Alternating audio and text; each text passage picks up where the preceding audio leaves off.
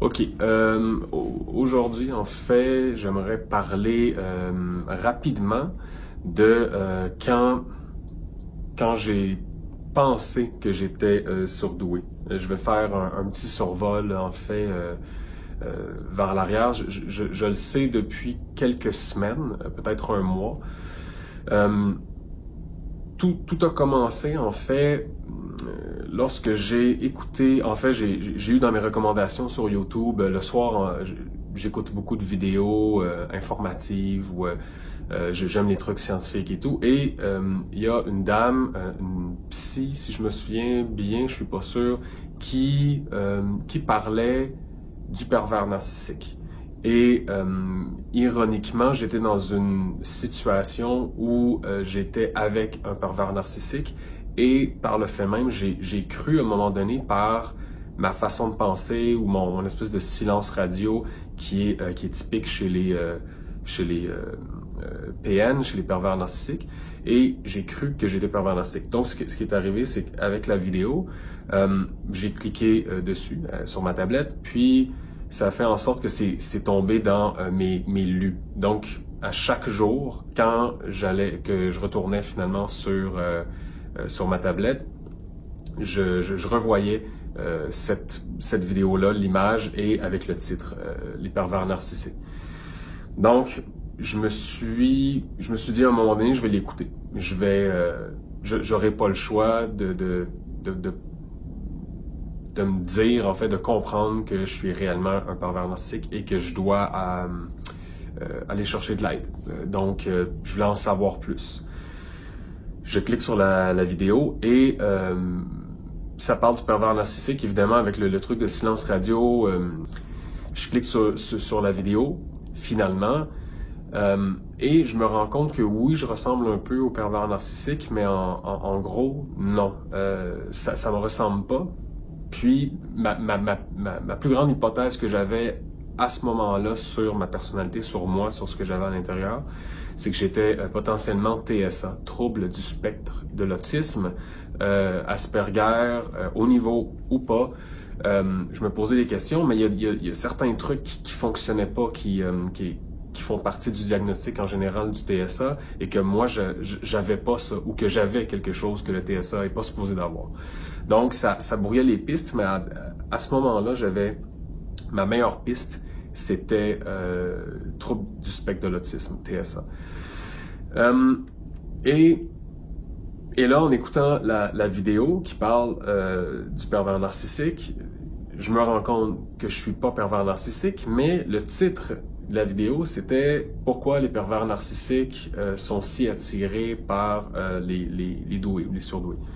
À ce moment-là, je sais pas si c'est quoi la différence entre doué ou surdoué ou génie, ou j'ai aucune idée c'est quoi un surdoué. Dans ma tête, un surdoué, c'est quelqu'un au niveau académique qui a des lunettes. Bon, c'est péjoratif, mais c'est un peu une blague, mais il y a des lunettes, ça va bien. Ou elle a des lunettes, parce que tu peux être surdoué aussi, c'est toute une femme. Elle se cache plus que les hommes à cause du système. Bon, ça on en reparlera dans une autre vidéo. Et la vidéo parle du pervers narcissique avec le surdoué. Pourquoi qu'il est si attiré? Et là, c'est vraiment incroyable. C'est en train littéralement de parler de moi et de la relation que j'ai exactement à ce moment-là avec le PN, le pervers narcissique. Et là, au moins, moi, j'ai une espèce de soulagement parce que je me rends compte que c'est pas moi qui est pervers narcissique. En même temps, en fait, je me rends compte que je suis potentiellement surdoué et j'ai aucune idée qu'est-ce que ça mange en hiver, un surdoué.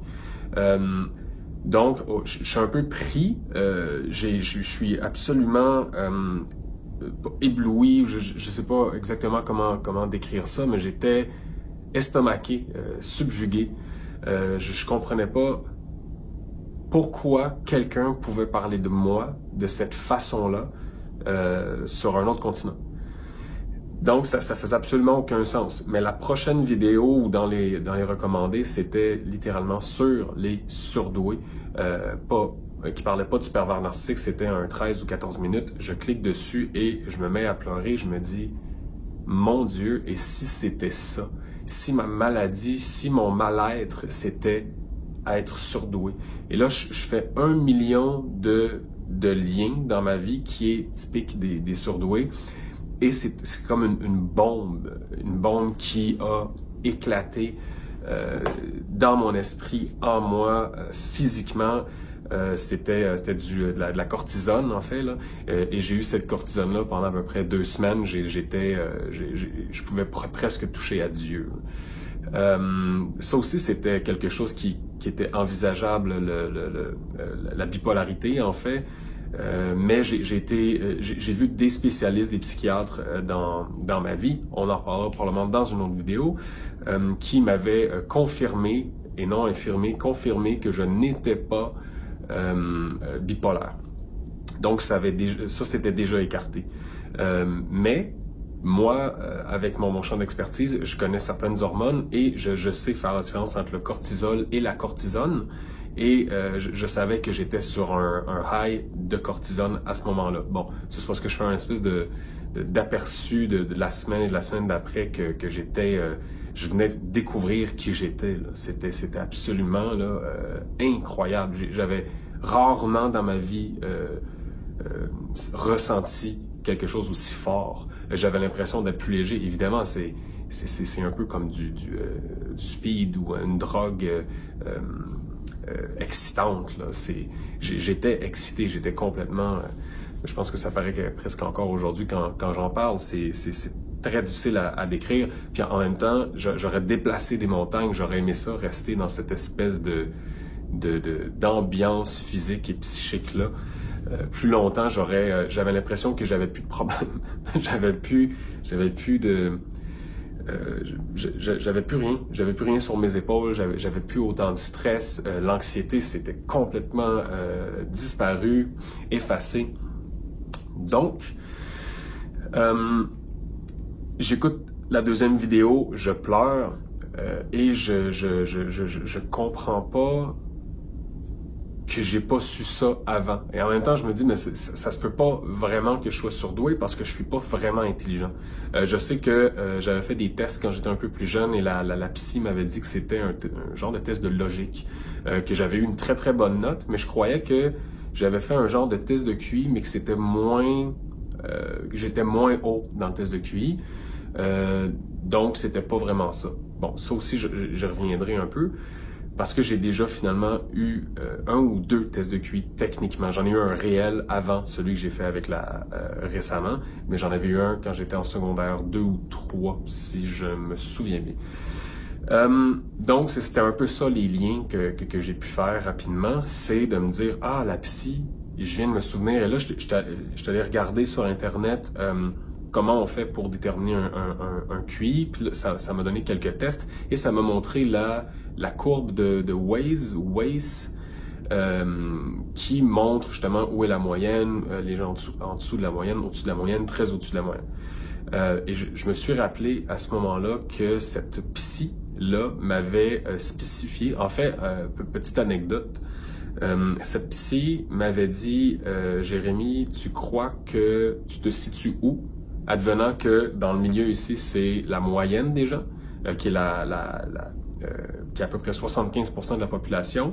Ici, c'est en dessous de la moyenne, en haut de la moyenne. Donc, je suis allé avec logique, surtout avec les notes que j'avais à l'école, puis avec ce que je croyais que j'étais aussi. Ma vision de moi-même, même encore aujourd'hui, c'est quelque chose qui j'ai pas un gros ego, disons. C'est pas parce que t'as un cerveau surpuissant, surtout quand tu le sais pas, tu peux pas avoir un gros ego. Donc, elle me dit où tu crois que tu te situes sur cette courbe-là.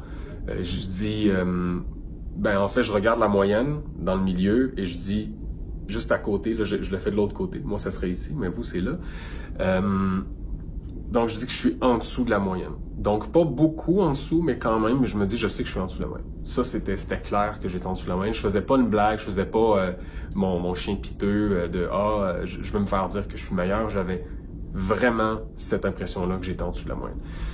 Donc, elle me regarde, elle prend un silence et elle dit, Jérémy. Moi, je suis là. OK. Elle dit, t'es sûr?